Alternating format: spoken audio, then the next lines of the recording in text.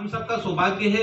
और दीदी जब यहाँ पर कुछ बोलती हैं तो उनका बोला हुआ एक एक शब्द, ये मान के चलिए कि आप कोई धर्म ग्रंथ अगर पूरा पढ़ेंगे ना तो उतना नॉलेज आपको शायद नहीं मिल पाए, आप उतना आत्मसात नहीं कर पाए। लेकिन दीदी जब बोलेंगी तो उनका एक एक शब्द पे आप गौर कीजिएगा, उसको आत्मसात कीजिएगा। ये बहुत गौरवशाली क्षण है जिसमें आप बैठे, ये सामान्य क्षण नहीं है, ये सामान्य कोई बैठक नहीं है। केसरिया नाम लग गया, केसरिया नाम आती लोगों में जोश आ जाता है, तो वाहिनी पूरे जोश वालों की वाहिनी। तो हर वक्त आपके चेहरे पर मुस्कान, हर वक्त आपके साथ में जोश जुड़ा हुआ है, क्योंकि आप केसरिया हिंदू वाहिनी से जुड़े हुए हैं। तो दीदी आपको बीच में भी आकर यहाँ पे संबोधित करेंगी। मैं हेमलता दीदी सरकार से हाथ जोड़ के निवेदन करता हूँ, दीदी हम सबको संबोधित करें। और दीदी से आग्रह करूंगा, दीदी मंच पर अपना स्थान। दीदी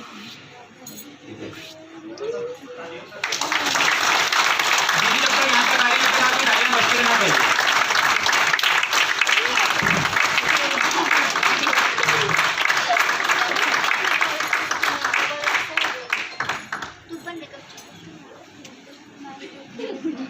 दीदी का सम्मान हम सबकी तरफ से, क्योंकि हमको यहाँ उसे आएंगे तो काफी टाइम लगेगा, तो हमने इनको अग्रणी बना दिया आज का। ये हमारी उज्जैन की एडवोकेट अपेक्षा शुक्ला जी हैं, क्योंकि आप सबकी तरफ से इनका सम्मान हो गया। आप सब अगर इस बात को स्वीकार कर दें ताली बजाइए फिर।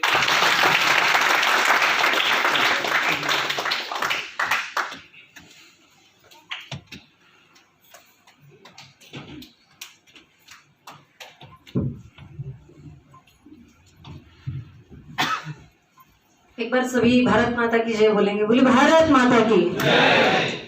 भारत माता की जय। इतनी धीरे आप बोलेंगे तो कैसे भारत माता की जय होगी? इतनी जोर से बोलिए कि अभी भी सूर्यपनखा ताड़काएं जो बैठी है उज्जैन में, उनके कान के पर्दे फट जाने चाहिए थे। बोलिए भारत माता की जय। और हम जहाँ पर बैठे हैं वो भी भारत माता का ही मंदिर है, और मैं भी भारत माता के मंदिर से आई हूँ, और आप सब लोग भी भारत माता इस मंदिर में ही रहते हैं। जिस धरती पर हम रहते हैं वो भारत का एक मंदिर ही है, भारत माता का। भारत की धरती का एक एक पग क्या है? मंदिर है। इस पर भी मैं आपको बोलूंगी। थोड़ा सा मुझे समय के लिए बता दें, 2 मिनट 5 मिनट।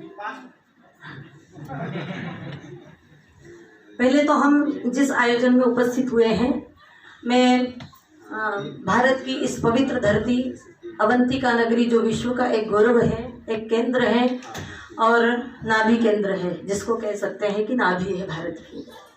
और यहाँ से कर्क रेखा निकली है, मंगल ग्रह, यहाँ पर मंगल जी का बड़ा सुंदर मंदिर है। माँ शिप्रा जी कलकल निनाद करती हुई हम सब पर कृपा बरसाती है। महाकाल बाबा हमें आशीर्वाद देते हैं। और ये मालवा की धरती ऐसी है कि यहाँ पर पग पग, वो कहते हैं, कहावत है, पग पग रोटी डग डग नील, ऐसी कहावत है कुछ। ऐसी हमारी मालवा की धरती है। और आप सब लोग दूर दूर से आए हैं। केसरिया हिंदू वाहिनी के समस्त पदाधिकारियों को मैं बहुत बहुत मन से आपके अंतःकरण में बैठे हुए श्री राम मैं सब जग जानी कर हूँ प्रणाम जोरी जुगत पानी की भावना से आप सबको मैं प्रणाम करती हूँ। आपके भी सबके अंतःकरण में प्रभु का वास है। आइए हम जिस विषय को लेकर के आज उपस्थित हुए हैं वह विषय सबको बताने का नहीं है, क्योंकि भारत में रहने वाले हर एक व्यक्ति को इस विषय से अवगत होना चाहिए। पर यह हमारा दुर्भाग्य है कि हम जिस देश में रहते हैं उस देश में हमारे क्या धर्म है, हमारी क्या मान्यता है, हमारे क्या अधिकार है, उन अधिकारों से हम वंचित हो रहे हैं। तो उनके लिए हमको बताना पड़ रहा है, ये सभाएं करना पड़ रही है। आप याद रखिए, ये देश ऋषि मुनियों का देश है, संतों का देश है, भारतवासियों का देश है। मैं यहाँ किसी धर्म विशेष की बात नहीं करूंगी, क्योंकि भारत में रहने वाला हर एक व्यक्ति भारतीय है, चाहे वो ईसाई हो, चाहे वो मुस्लिम हो, चाहे किसी भी धर्म का हो, संप्रदाय का हो, लेकिन वो भारतीय है। अपने आप में वो अपने को भारतीय माने, बस मेरी इतनी मान्यता है। तो हम सबसे यही आग्रह करना चाहते हैं कि भारत में रहने वाला, लेकिन कुछ विभाजन हुआ, धर्म बने और धर्म नहीं, उनको हम क्या कह सकते हैं, पगडंडियां बनी है। पगडंडी भी नहीं कह सकते हैं उनको, धर्म। देखो, एक धर्म की व्याख्या में छोटे से शब्द में करके अपनी बात थोड़ी सी आगे बढ़ाऊंगी कि धर्म आखिर है क्या। जिस धर्म की हम बात करते हैं, सनातन धर्म की बात करते हैं, एक होता है नूतन, एक होता है पुरातन और एक होता है सनातन। नूतन, पुरातन और सनातन 3 प्रकार की चीजें हैं। तो नूतन क्या है? जो नया नया बना है, जिसको ज़्यादा नहीं 1400 साल इतने ही हुए होंगे उसको नूतन कह सकते हैं। पुरातन जिसको 5000 साल हो गए होंगे तो थोड़ा पुराना है, इसलिए पुरातन कह सकते हैं। एक है सनातन। तो नूतन को किसी ने बनाया, पुरातन को किसी ने बनाया, लेकिन सनातन को किसी ने बनाया है कि अगर बनाया हो तो मुझे बताएं उसका नाम कि किसी ने सनातन को बनाया है। नूतन को बनाने वाले का नाम हमें पता है, पुरातन को बनाने वाले का नाम पता है, पर सनातन को बनाने वाले का नाम पता नहीं है। अर्थात धर्म कितने हैं?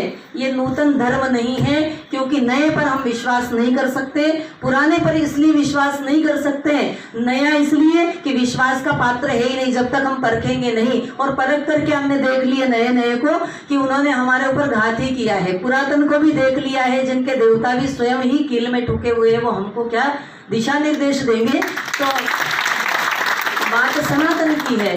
तो एक होता है नूतन, एक होता है पुरातन और एक होता है सनातन। अब बात यह है कि क्या धर्म भी दो होते हैं, 25 होते हैं, 50 होते हैं?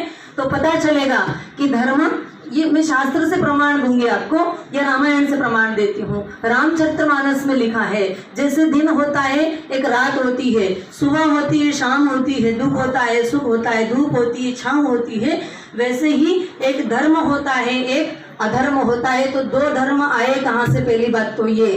तो रामचरितमानस में प्रामाणिकता के रूप में गोस्वामी जी लिखते हैं, धर्म न दूसर सत्य समाना, आगम निगम पुराण बखाना। अगर सत्य के समान कोई धर्म दूसरा हो तो मुझे बता दीजिए। और जितने भी सत्य को नहीं मानते वो सब बकवास है, कोई धर्म नहीं है। धर्म हमारा एक है और वो है सनातन धर्म, वो है वैदिक धर्म। तो आप बोलिए वैदिक धर्म की, वैदिक सनातन धर्म की जय। तो हमें भारत को अखंड बनाना है। अखंड कैसे बनेगा? हम स्वयं ही खंड खंड टुकड़े में बटे हुए हैं। हम अखंड बनाने की बातें करते हैं। आज भी हम जातियों में, मजहब में, मत पंथों में बटे हुए हैं। यहाँ तक कि जाति में भी जातियां हैं। ब्राह्मण कहता है कि भैया मैं दूसरे ब्राह्मण के घर अपनी बेटी को नहीं दे सकता, क्योंकि वो मेरी बिरादरी का ब्राह्मण नहीं है। वो मिश्रा है तो मैं दुबे हूँ तो मैं नहीं दे सकता। अब हम बात करते हैं अखंड भारत की और हम सनातन धर्म की बात करते हैं। तो बताइए, अभी तो इतना विभाजन हमारे अंदर ही चल रहा है, तो हम कैसे सनातन को स्थापित करके इस खंड खंड भारत को फिर से अखंड बनाएंगे? इसके लिए मैं एक छोटा सा उदाहरण देकर ही मैं अपनी बात रखूंगी, क्योंकि समय बहुत अधिक हो गया है, मुझे आने में भी विलंब हुआ। इसके लिए मैं क्षमा प्रार्थी हूँ, क्योंकि अभी जगह जगह महाकाल वन का ये प्रोजेक्ट सब चल रहे हैं, तो कार्य प्रगति पर है, इसलिए मुझे रूट बदल करके आना पड़ा। तो मैं बात कर रही थी, तो सनातन की बात कर रही थी। तो हमें विश्वास किस पर करना है? सनातन पर। चाहे कोई भी आए और आपको भटकाने की कोशिश करे कि आप हमारे धर्म में आइए, हमारे पंथ में आइए। कोई कहता अगरबत्ती मत लगाओ, कोई कहता मंदिर मत जाओ। हमारे ही धर्म में इतने लोग हैं भटकाने वाले हैं। जितने भी संगठन बन रहे हैं आज नए नए, जो हिंदूवादी संगठन है, वो सारे के सारे संगठन भटकाने के काम कर रहे हैं, केवल और केवल लोगों को भटका रहे हैं। और इसमें भी विभाजन हो रहा है, संगठन में संगठन, संगठन में संगठन। किसी को मान सम्मान नहीं मिला तो अपना नया संगठन खड़ा कर लेता है। ये चीज बहुत बुरी है। मैं भाई साहब अतुल जी को बहुत बहुत साधुवाद देना चाहती हूँ, और मुझे विश्वास है कि इनके जैसे और भी हमें 50 लोग तैयार करने हैं। इसलिए वो 50 लोग आप और हमारे बीच में से ही तैयार होंगे, कोई और नहीं होंगे। हेमलता दीदी कोई और नहीं होगी, आप में से ही खड़ी होनी पड़ेगी। आप में से ही अतुल मिश्रा होंगे, आप में से ही रामकृष्ण होंगे, आप में से ही शिवा और महाराणा होंगे, कोई और नहीं होगा। इसलिए कहा कलयुग बैठा मार कुंडली, जाऊं तो कहाँ जाऊं, अब हर घर में रावण बैठा, इतने राम कहाँ से लाऊं। इतने राम के लिए आप एक ही देव अपना करके चलिए। चंदन है इस देश की माटी, तपोभूमि हर गांव है, हर वाला देवी की प्रतिमा, और बच्चा बच्चा यहाँ का राम। जब तक बच्चा बच्चा राम नहीं होगा तब तक हम कभी भी अखंड भारत की कल्पना नहीं कर सकते। एक मैं छोटा सा उदाहरण देकर के अपनी बात को रखूंगी, क्योंकि बहुत बार हम मिलेंगे। अतुल भैया का कई बार मेरे पास फोन आया, व्यस्तता होने के कारण मैं बहुत बार आपको अवॉइड किया, लेकिन मैं यहाँ उज्जैन में ही हूँ, इसलिए आज मेरा आना हुआ। आप सब लोगों के दर्शन हुए मुझे, इसके लिए भी आप सबको बहुत बहुत मैं धन्यवाद दूंगी। मैं एक छोटा सा उदाहरण आपको देती हूँ। आप सभी लोग बहुत समझदार हैं, आपको कुछ कहने की आवश्यकता नहीं है, इसलिए आप सब लोग यहाँ आए हैं। अतुल जी के हमारे साथ हैं और आप इस संगठन को ऐसे ही चलाते रहिए। और सारे संगठनों को आज हम यहाँ संकल्प लेंगे कि जितने भी नए नए बन रहे हैं उनको हम सब अपने में मिलाने की कोशिश करेंगे। तो क्या हुआ, एक सेठ जी थे, चलो मैं आपको एक उदाहरण देती हूँ। एक सेठ जी थे, तो सेठ जी भी थे और वो पहलवान भी थे। तो पहलवान जी क्या करते थे कि जब किसी वृक्ष के पास जाते थे ना, तो उसको यूँ डाली पकड़ते थे तो डाली एकदम नीचे आ जाती थी, क्योंकि पहलवान थे। पहलवान साहब की शादी हो गई, सेठ जी की शादी हुई, फिर उनके 5-10 बच्चे भी हो गए। फिर वो अपनी पत्नी से कहते हैं कि देखो आज मैं जाता हूँ और जा करके उस वृक्ष की डाली को झुकाने की कोशिश करता हूँ। जब वो पहलवान जी गए तो खुद ही ऊपर टंग गए। तो आकर के दोष दिया, किसको दोष दिया? अपनी पत्नी को। अरे तेरे कारण मेरी सारी शक्ति नष्ट हो गई, और देखो मेरी शक्तिहीन हो गया हूँ मैं, तो इतने सारे बच्चे पैदा करने में ही मेरी तो शक्ति नष्ट हो गई, तो अब मैं क्या करूँ इसके लिए, तू जिम्मेदार है इसके लिए। तो पत्नी ने कहा कि देखो आपकी शक्ति कहीं और नहीं गई, आपकी शक्ति आपके पास ही है। आपके ये 10 नौजवान हट्टे कट्टे जो बच्चे हैं, इन सबको साथ लेकर के क्यों नहीं गए आप? तो उसने कहा अच्छा ऐसा करना पड़ेगा। तो पहलवान अपने 10 बच्चों को साथ के लेकर के जब गया, और जब उस डाली को पकड़ा तो डाली नहीं, वृक्ष को ही उखाड़ करके फेंक दिया, क्योंकि उसकी शक्ति कहीं और नहीं गई थी। लेकिन उसको ध्यान नहीं मेरी शक्ति किधर बढ़ रही है। इसलिए हमें संगठित होने की आवश्यकता है। इसी के साथ में मैं अपनी वाणी को विराम दूंगी। कहने के लिए बहुत सारी बातें हैं, लेकिन समय का अभाव है। आप सब लोग भी पता नहीं कहाँ से आए। मैं तो पहली बार आपके केशरी हिंदू हानी में आई हूँ और आगे इसके लिए व्यस्त रहती हूँ, इसलिए बहुत ज़्यादा काम नहीं देख पाती हूँ। लेकिन ईश्वर करेगा, मुझे समय भी देगा और हम सब लोग आपके साथ हैं।